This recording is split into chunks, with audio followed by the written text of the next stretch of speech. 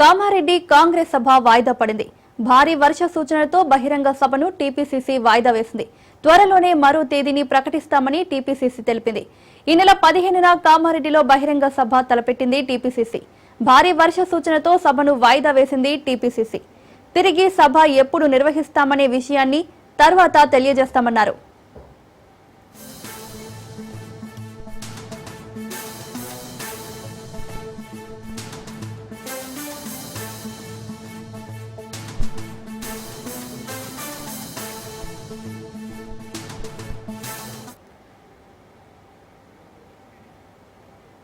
మంత్రి జూపల్లి కృష్ణారావు నిన్న ఒక మాట ఇవాళ ఒక మాట మాట్లాడుతున్నారు. ఒక్క రోజులోనే మాట మార్చారు. పైగా తాను అనని మాటలను అన్నట్లుగా ప్రచారం చేస్తున్నారని ఫైర్ అవుతున్నారు. నిన్న ఆదిలాబాద్ జిల్లా పర్యటనలో సొంత ప్రభుత్వంపై మంత్రి జూపల్లి కృష్ణారావు సంచలన వ్యాఖ్యలు చేశారు. వచ్చే ఎన్నికల్లో తాను గెలుస్తానో లేదో తెలియదని, మళ్లీ కాంగ్రెస్ ప్రభుత్వం వస్తదో రాదో తెలియదన్నారు. అందుకే తాను హామీలు ఇవ్వదలుచుకోలేదన్నారు. సడన్ గా మాట మార్చిన మంత్రి జూపల్లి తాను అలా మాట్లాడలేదంటూ చెప్పుకొచ్చారు. బీఆర్ఎస్ వాళ్లే ఆ విధంగా తప్పుడు ప్రచారం చేస్తున్నారని మండిపడ్డారు. ఇంతకీ జూపల్లి నిన్న ఏం మాట్లాడారు, ఇవాళ ఏమన్నారో ఓసారి చూద్దాం. ఎందుకంటే ఎందుకు హామీ ఇస్తా, నేను గెలుస్తున్నా లేదు నాకే తెలియదు. పోనీ గెలిచినా మా పార్టీ గెలుస్తున్నది మాకు తెలియదు. పోనీ మా ప్రభుత్వం తెలియదు. పోనీ మా ప్రభుత్వం వచ్చి స్కీమ్ ఇస్తుందో తెలియదు. నాకు దేవుడి నుంచి అంటే ఇచ్చేంటే ఇస్తా అని చెప్తాను. మరి ఎవరో విధానికి ఏమని తెలియడానికి అది మోసం మాట కాబట్టి నా హామీ ఇవ్వలేదు. ఇప్పుడు కూడా మీరు అడిగినట్టు నా వంతు ప్రయత్నం చేస్తా. నిన్ననే ఆదిలాబాద్ మాట్లాడితే ఆదిలాబాద్లో నేను ఎన్నడూ హామీలు ఇవ్వలేదు కానీ అన్ని పనులు చేసిన, అందుకే నేను మళ్ళీ పంపిండు అసెంబ్లీకి అనే మాట చెప్తే ఏదో నైరాశ్యత వచ్చింది, ఇంకేదో వచ్చింది అంటే దీన్ని ఏమంటారు ఇలా సోషల్ మీడియాలో బీఆర్ఎస్ పార్టీ వైరల్ అవుతుంది. ఇంకా కొన్ని టీవీలో ఒకటి టీవీ ఛానల్స్ వస్తూ ఉంది. ఏది ఇది అంటే ఏంటిది ఇది అంటే వాస్తవం ఒకటి ఉంటే ప్రచారం అనేది ఇంకోటి జరుగుతూ ఉంది. సేమ్ అది కూడా కేటీఆర్ కూడా అంతే. ఇప్పుడు నేను అన్న దానిలో రవ్వంత తప్పున్నా ఇప్పుడే నేను అది స్టెప్ డౌన్. తప్పు నాది కాదు, వక్రీకరణ చేస్తున్నది వాళ్ళది తప్పు. 100% చెప్తున్నా, 1000% చెప్తున్నా.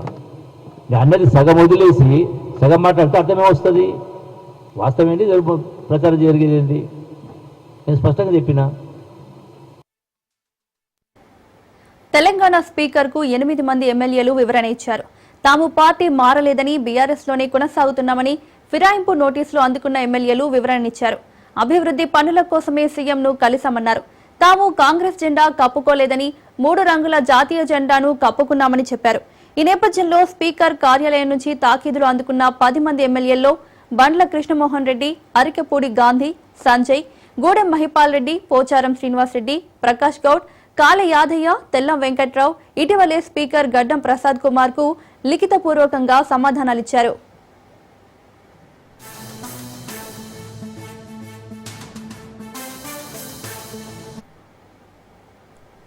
బీఆర్ఎస్ పార్టీ తరపున గెలిచి కాంగ్రెస్ పార్టీలో చేరిన ఎమ్మెల్యేలపై కేటీఆర్ మండిపడ్డారు. పార్టీ మార్చిన ప్రతి ఒక్క ఎమ్మెల్యేను రాహుల్ గాంధీతో సహా అనేక మంది కాంగ్రెస్ నేతలు స్వయంగా కలిశారని కేటీఆర్ గుర్తు చేశారు. కాంగ్రెస్ నేతలతో పార్టీ మారిన ఎమ్మెల్యేలు తీసుకున్న ఫోటోలను సోషల్ మీడియాలో చూపించి వీరిని గుర్తుపట్టగలరా అని ఎద్దేవా చేశారు. బీఆర్ఎస్ టికెట్ మీద గెలిచి కాంగ్రెస్ కండువా కప్పుకున్న ఎమ్మెల్యేలు ఇప్పుడు తాము కాంగ్రెస్ లో చేరలేదు అని అంటున్నారు. ఇది ఎంతవరకు కరెక్ట్ అని కేటీఆర్ ప్రశ్నించారు.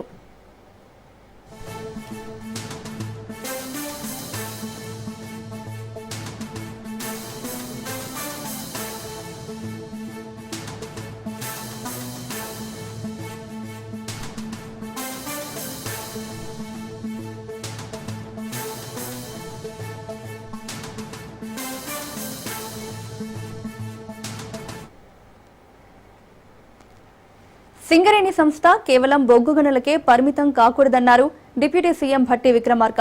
ఖనిజాల త్రవ్వకాల్లో పాల్గొనాలని సింగరేణి బోర్డు నిర్ణయం తీసుకుందన్నారు. సింగరేణిలో బొగ్గు నిల్వలు తగ్గుతున్నాయన్నారు. తద్వారా సింగరేణి సంస్థకు నష్టం జరుగుతుందని అన్నారు. సింగరేణి బోర్డు బొగ్గు తవ్వకాలు పెంచడంతో పాటు ఇతర మినరల్స్ మైనింగ్ చేయాలని నిర్ణయం తీసుకుందని భట్టి విక్రమార్క స్పష్టం చేశారు.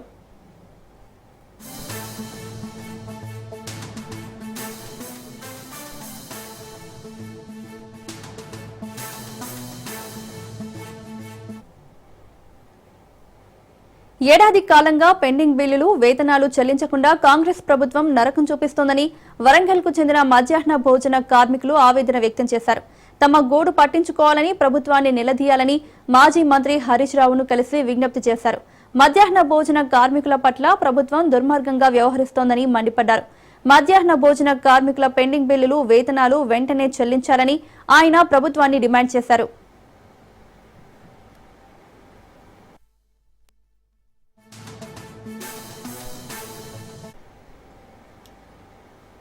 తాజాగా వెలువడిన హైకోర్టు తీర్పు మరోసారి టీజీపీఎస్సీ నిర్లక్ష్య వైఖరిని బహిర్గతం చేసిందన్నారు ఓయూ విద్యార్థులు. ఓయూ ఆర్ట్స్ కళాశాల వద్ద గ్రూప్ 1 పరీక్షను మళ్లీ నిర్వహించాలని డిమాండ్ చేస్తూ నిరుద్యోగ విద్యార్థులతో నిరసన వ్యక్తం చేశారు. గ్రూప్ 1 పరీక్షల్లో పక్షపాతం, పారదర్శకత లేమి, నిబంధనల ఉల్లంఘనలపై కోర్టు ఘాటైన వ్యాఖ్యలు చేసిందన్నారు. ప్రభుత్వం డివిజన్ బెంచ్ లో అప్పీల్ వేయడంతో గ్రూప్ 1 ప్రక్రియను మరింత జాప్యానికి గురి చేసే చర్య మాత్రమే అవుతుందన్నారు. ప్రభుత్వం భేషజాలకు పోకుండా వెంటనే చర్యలు తీసుకుని జీవో నెంబర్ 29 ను రద్దు చేసి జీవో నెంబర్ 55 ను అమలు చేయాలని విజ్ఞప్తి చేశారు. తెలంగాణ ఏర్పడిన 11 ఏళ్లు గడిచినా ఇప్పటి వరకు ఒక్క గ్రూప్ 1 పరీక్షను కూడా సక్రమంగా నిర్వహించలేకపోవడం సిగ్గుచేటన్నారు. ప్రతిష్టాత్మకంగా నిర్వహించవలసినటువంటి గ్రూప్ 1 ఎగ్జామ్లో అవకతవకలు జరిగినాయి, పారదర్శకత లోపించింది అని చెప్పి కోర్టు ఎగ్జామ్ను రద్దు చేయమని ఏదైతే చెప్పడం జరిగిందో దాని గురించి ఇక్కడ ఉస్మానియా విద్యార్థి సంఘాలుగా, విద్యార్థులుగా, తెలంగాణ నిరుద్యోగులుగా మేమందరం కూడా ఆవేదన వ్యక్తం చేస్తా ఉన్నాం. ఇప్పటి వరకు కూడా టీజీపీఎస్సీ నిర్వహించినటువంటి ఏ ఎగ్జాముల్లో కూడా పారదర్శకత లేదు, మొత్తం కూడా తప్పుల తడకతోనే సాగింది. కాబట్టి ఇప్పటికైనా టీజీపీఎస్సీ బుద్ధి తెచ్చుకొని గ్రూప్ 1 ఎగ్జామ్ను వెంటనే రద్దు చేసి మరలా డివిజన్ బెంచ్ అప్పీల్కు వెళ్ళే ఆలోచనను కూడా వెనక్కి తీసుకొని వెంటనే కొత్త గ్రూప్ 1 నోటిఫికేషన్ను వెంటనే విడుదల చేయాలి. జీవో నెంబర్ 29ని రద్దు చేస్తూ జీవో నెంబర్ 55ను ఇంప్లిమెంట్ చేస్తూ కొత్త నోటిఫికేషన్ని వెంటనే విడుదల చేయాలని నిరుద్యోగులుగా, ఉస్మానియా విద్యార్థి సంఘాలుగా అందరం కూడా కోరుతా ఉన్నాం. ఈ ఎవాల్యుయేషన్ మొత్తం ప్రక్రియలో టీజీపీఎస్సీ వ్యవహరించినటువంటి తీరు చాలా అనుమానాలకు తావిచ్చింది. అండ్ టీజీపీఎస్సీ ఇంటిగ్రిటీని కోల్పోయింది, ట్రాన్స్పరెన్సీని కోల్పోయింది, దాంతోపాటుగా చాలా బయాస్డ్గా వ్యవహరించింది. తద్వారా చాలామంది విద్యార్థులు 10-12 గంటలు చదివి కూడా తీవ్ర నష్టానికి గురి కావాల్సినటువంటి పరిస్థితి వచ్చింది అని చెప్పేసి హైకోర్టు టీజీపీఎస్సీకి ఆర్డర్ ఇవ్వడం జరిగింది. సో ఇవన్నిటిని కూడా పరిశీలిస్తే ఇక్కడ ట్రాన్స్పరెన్సీ లోపించింది, బయాస్డ్గా వ్యవహరించింది, దాంతోపాటుగా ఎవాల్యుయేషన్ ప్రక్రియలో చాలా లోపాలున్నాయి, ఎగ్జామినేషన్ కండక్ట్ చేయడంలో లోపాలున్నాయని చెప్పేసి హైకోర్టు చెప్పింది. కాబట్టి ప్రతిష్టాత్మకంగా నిర్వహించవలసినటువంటి గ్రూప్ 1 ఎగ్జామ్లో కాంగ్రెస్ పై బీఆర్ఎస్ ఎమ్మెల్సీ దాసోజు శ్రవణ్ ఆగ్రహం వ్యక్తం చేశారు. విద్యార్థులను ఈ సర్కార్ ఇబ్బందులకు గురి చేస్తోందన్నారు. కాంగ్రెస్ విద్యార్థులను మోసం చేసిందని ఆరోపించారు. ఇండివిజువల్ జరిగితే నువ్వు ఎగ్జామ్ క్యాన్సిల్ చేయాల్సిన అవసరం లేదు. But this is institutional crime, violation. తప్పనిసరిగా పరీక్షను రద్దు చేయాలా, చేస్తేనే నీకు మానవత్వం ఉన్నట్టు రేవంత్ రెడ్డి గారు. నాకు తెలిసింది. Please call for debate. నేనేమంటున్నా, పొన్నం ప్రభాకర్ గారిని పిలవండి. ఈ జడ్జిమెంట్ కాపీ ముందు పెట్టుకుందాం, ప్రెస్ క్లబ్లో కూర్చుందాం. మా రవణ్ వస్తాడు, మాకు వెళ్ళి వస్తాడు, మొత్తం మా తుంగబాలు మా మేమంతా వస్తాం.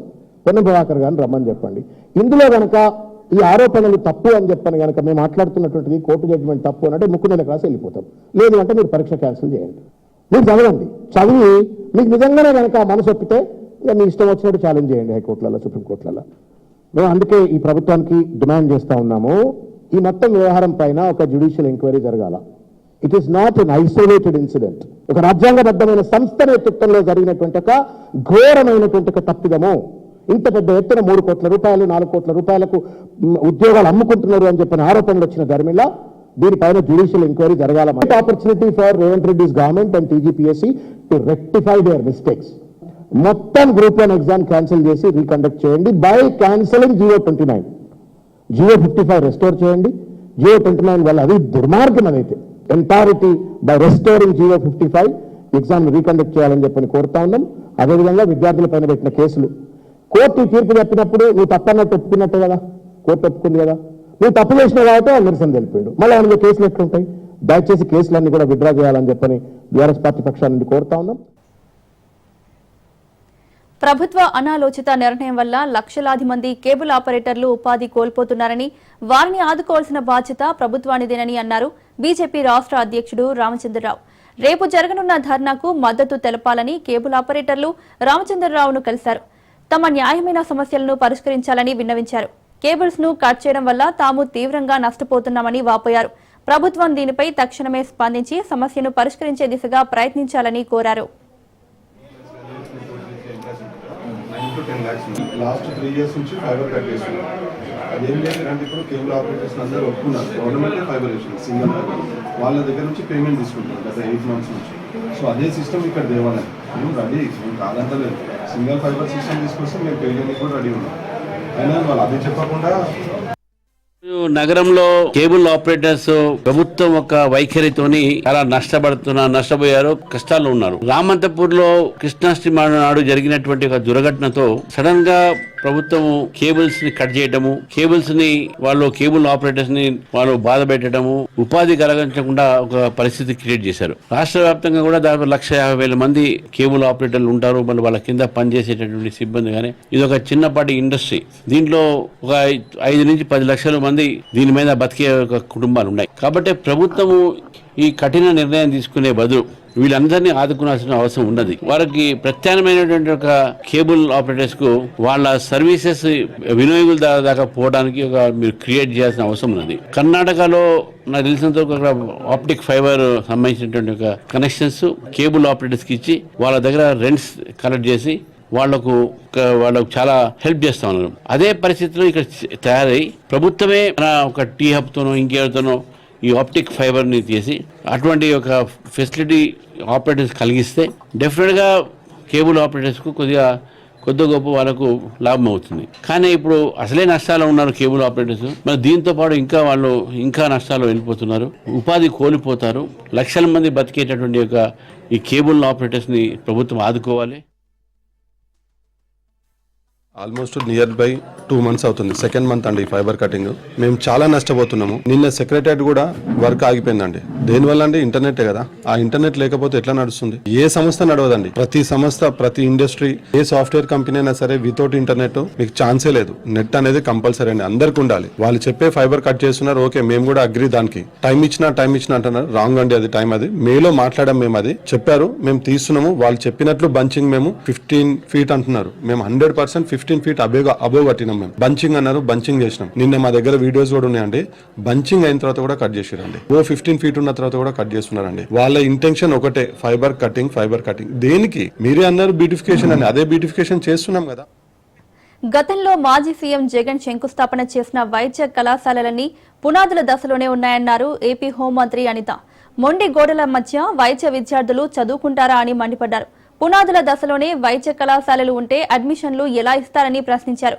విజయవాడలో ఏర్పాటు చేసిన మీడియా సమావేశంలో మెడికల్ కాలేజీలపై వైకాపా నేతలు చేస్తున్న విమర్శలకు ఆమె కౌంటర్ ఇచ్చారు. గురించి మాట్లాడుతున్నాడండి అని అంటే అతనే మీ అందరికీ తెలుసు, పులివెందుల ఎమ్మెల్యే గారు జగన్మోహన్ రెడ్డి గారు ఈరోజు మెడికల్ కాలేజీల గురించి, ముఖ్యంగా పీపీపీ విధానంలో ఈరోజు గవర్నమెంట్ తీసుకున్న ఇనిషియేషన్స్ గురించి ప్రజల్ని తప్పుదోవ పట్టించే విధంగా, ప్రజల్ని భయభ్రాంతులు గురి చేసే విధంగా, ప్రజల్లో ఒక కన్ఫ్యూజన్ క్రియేట్ చేసే విధంగా అతని తాలూకా ప్రయత్నం చూస్తుంటే అది ప్రయత్నం మాత్రమే. ఎందుకంటే ప్రజలు కూడా చాలా క్లారిటీగా ఉన్నారు.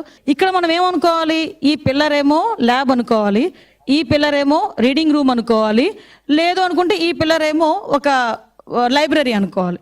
అలా అనుకుంటేనే తప్ప ఇది మెడికల్ కాలేజ్ అన్న సంగతి మన ఎవరికి అర్థం కాదు. అంటే జగన్మోహన్ రెడ్డి మాయ చేస్తాడు, మంత్రాలు వేస్తాడన్న సంగతి తెలుసు, కానీ కట్టడమే లేకుండా ఇది కట్టడం ఉందని చెప్పి అది రోడ్డు మీద వెళ్తున్న వాళ్ళు ఆగి ఆహా అంటారు అంటే ప్రజలు ఏమైనా పిచ్చోళ్ళ? ఇది నిజంగా జగన్మోహన్ రెడ్డి ఆ రోజు మాట్లాడడం అన్నది ఒక రకంగా ఆయన గోయి ఆయన తవ్వుకున్నట్టే. విజయవాడ న్యూ రాజరాజేశ్వరిపేటలో మంత్రులు సత్యకుమార్, నారాయణ పర్యటించారు. న్యూ రాజరాజేశ్వరిపేటలో ఏర్పాటు చేసిన మెడికల్ క్యాంపులో రోగుల ఆరోగ్య పరిస్థితిని మంత్రులు అడిగి తెలుసుకున్నారు. డయేరియాపై ప్రజల్లో అవగాహన కల్పిస్తున్నామని మంత్రి సత్యకుమార్ తెలిపారు. ప్రస్తుతం కేసులు తగ్గుముఖం పడుతున్నాయని అన్నారు. ప్రతి ఇంటికి వెళ్లి ఆరోగ్య సర్వే చేస్తున్నామన్నారు. నీటి శాంపిల్స్ సేకరిస్తున్నామన్నారు. ఇప్పటి వరకు 141 కేసులు నమోదయ్యాయని, ప్రస్తుతం 61 కేసులు యాక్టివ్గా ఉన్నాయని మంత్రి సత్యకుమార్ తెలిపారు. డయేరియాపై ప్రభుత్వం అన్ని చర్యలు తీసుకుంటుందని ఎంపీ కేశినేని చిన్ని తెలిపారు.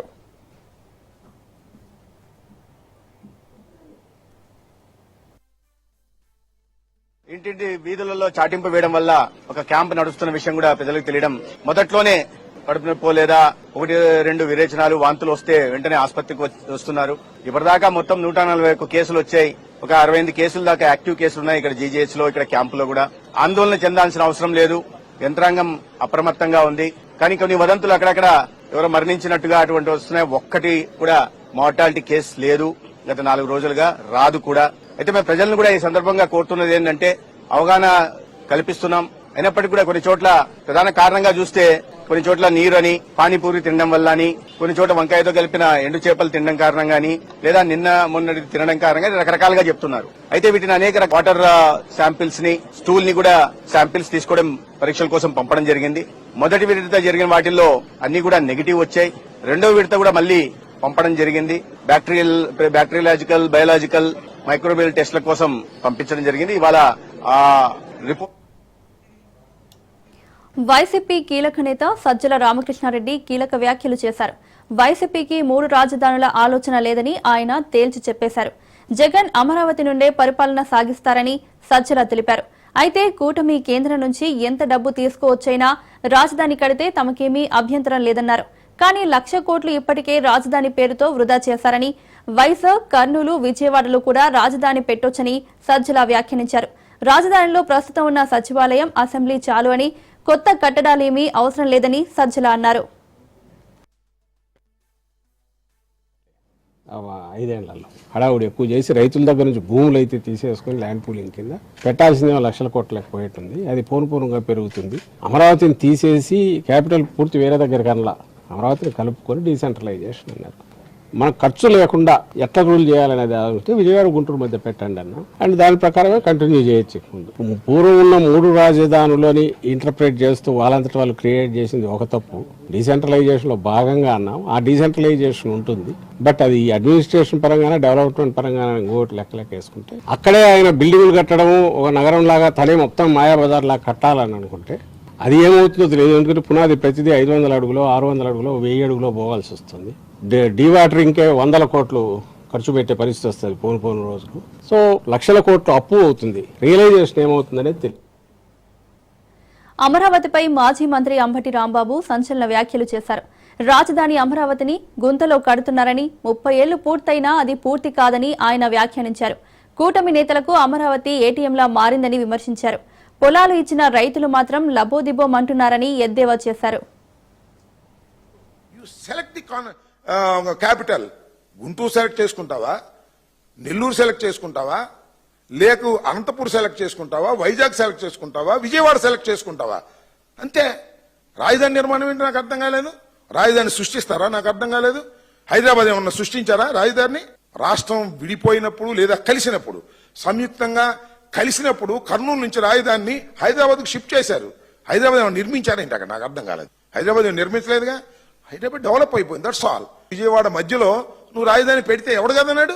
దానికి 52,000 కోట్లు అప్ప, మళ్ళా 1,00,000 ఎకరాలు, మళ్ళా సేకరణ, మళ్ళా అప్పు కావాలా? అన్ని తీసుకొచ్చి ఎవరినెత్తిన పెడతావు నాకు అర్థం కాలేదు. ఆఫ్టర్ ఆల్ రాజధాని అంటే ఏంటి? ఆఫ్టర్ ఆల్ ఒక శాసనసభ, ఒక హైకోర్టు, ఒక సెక్రటేరియట్ అయిపోయా. ఆకాశం నుంచి తీస్తాడు ఒక రాజధానిని. అమరావతి అంటే ఎక్కడ అమరావతి రాజధాని? ఎప్పుడు అయింది? తీసుకొచ్చి పెద్ద గుంటలో పెట్టాడు. నీళ్లు దోడాల్సి వస్తుంది రోజును. వర్షం పడితే నీళ్లు వెళ్ళవు. దానికి మళ్ళీ పెద్ద స్కీము, దానికి కొండవీటి. ఛత్తీస్గఢ్ లో వరుస ఎన్కౌంటర్లతో దండకారణ్యం ఎరుపెక్కుతోంది. నిన్న గరియాబంద్ జిల్లాలో భారీ ఎన్కౌంటర్ జరగ్గా 10 మంది మావోయిస్టులు మృతి చెందారు. మృతుల్లో కేంద్ర కమిటీ సభ్యుడు మనోజ్ అలియాస్ బాలకృష్ణ కూడా ఉన్నారు. తాజాగా బీజాపూర్ జిల్లాలో మరో ఎన్కౌంటర్ జరిగింది. గంగలూరు ప్రాంతంలో మావోయిస్టులకి భద్రతా బలగాలకి మధ్య భీకర ఎదురుకాల్పులు జరిగాయి. ఈ కాల్పుల్లో 2 మావోలు మృతి చెందగా మరికొంతమందికి తీవ్ర గాయాలైనట్లు సమాచారం. ఈ ఆపరేషన్ లో డీఆర్జీ జవాన్లు పాల్గొన్నారు. జిల్లా ఎస్పీ జితేంద్ర కుమార్ ఈ ఎన్కౌంటర్ ని పర్యవేక్షించారు.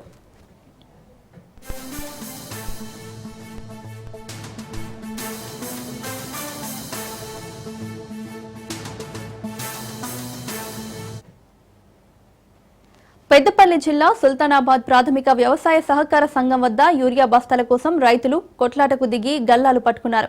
20 రోజులుగా యూరియా దొరక్కపోవడం ఆవేదన వ్యక్తం చేస్తున్న రైతులు అధికారులు వచ్చిన టైంలో తోపులాటకు దిగారు. కొద్దిమంది రైతులు సహనం కోల్పోయి కొట్లాటకు దిగుతున్నారు.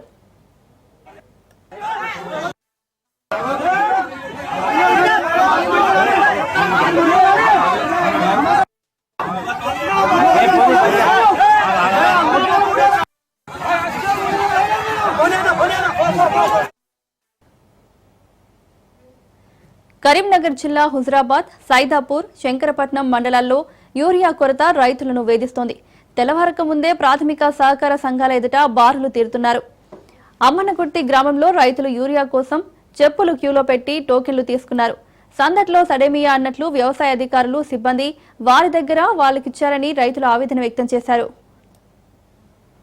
ఈ ప్రభుత్వం పట్టించుకుంటలేదు, రైతుల గోస గురించి రైతులను ఆలోచిస్తలేదు.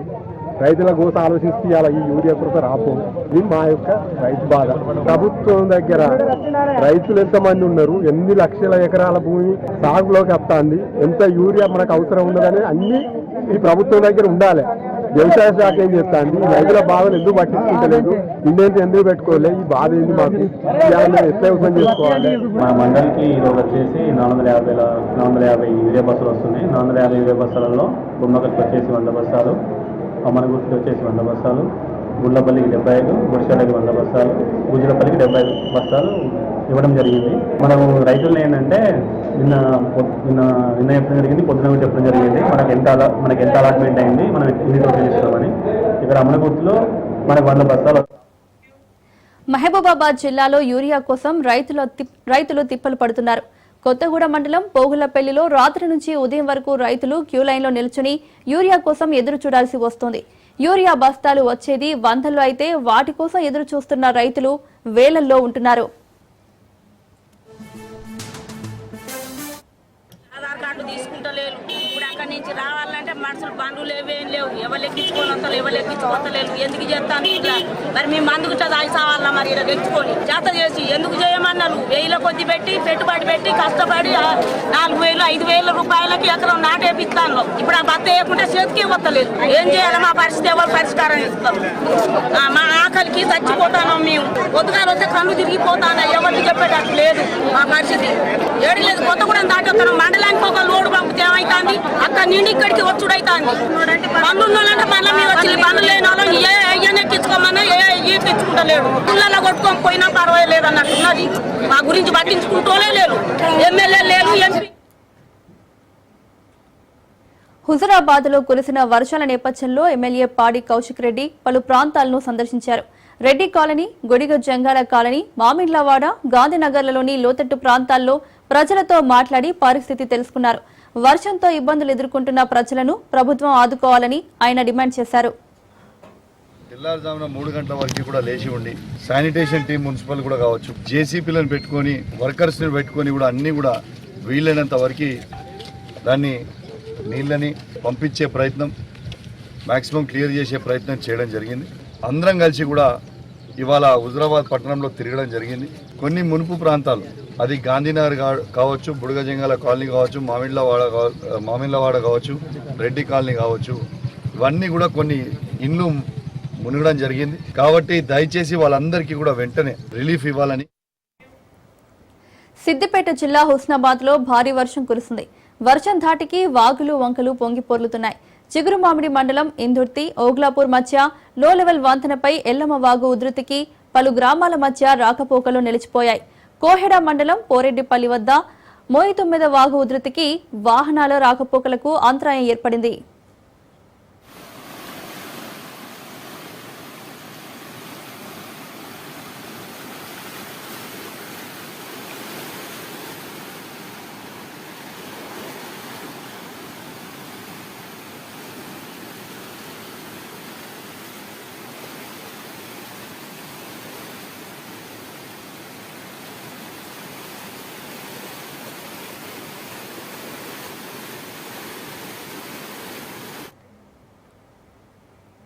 నేపాల్లో కొనసాగుతున్న రాజకీయ సంక్షోభానికి తెరపడింది. నేపాల్ తాత్కాలిక ప్రధాని ఎవరన్న దానిపై ఉత్కంఠ వీడింది. తాజాగా ఆ దేశ పార్లమెంటును రద్దు చేసిన తర్వాత జెన్సెడ్ ఉద్యమకారులు మాజీ చీఫ్ జస్టిస్ సుశీలా కార్కీని తాత్కాలిక నాయకురాలిగా ఎంపిక చేశారు. ఆమె పేరును అధ్యక్షుడి ఆమోదానికి పంపారు. త్వరలోనే సుశీలా కార్కీ ప్రమాణ స్వీకారం చేయనున్నారు. సుశీలా కార్కీని నేపాల్ తాత్కాలిక ప్రధానిగా జెన్సెడ్ ఉద్యమకారులు ఎంపిక చేశారు. సైన్యం అనుమతితో అధ్యక్షుడి ఆమోదం కోసం ఆమె పేరును అధ్యక్షుడికి పంపనున్నారు. కాసేపట్లో సుశీల ప్రమాణ స్వీకారం చేయనున్నారు.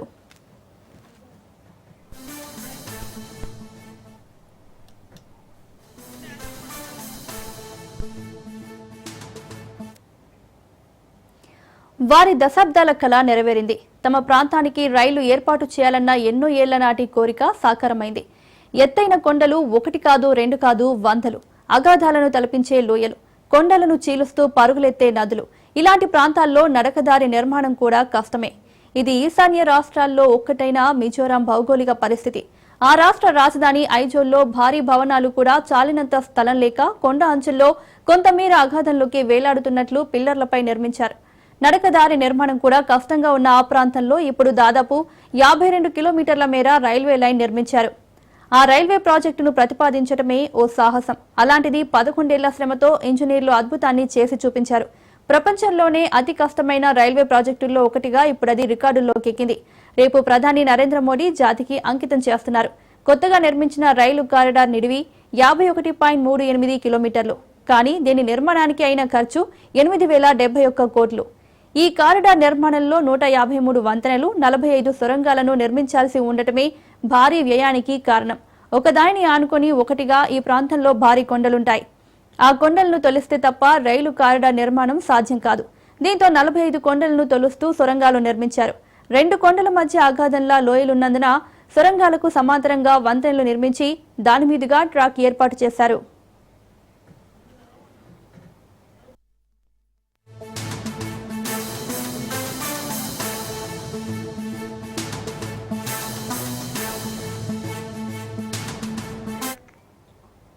కేవీ బులెటిన్ అప్డేట్స్ చూస్తూనే ఉండండి.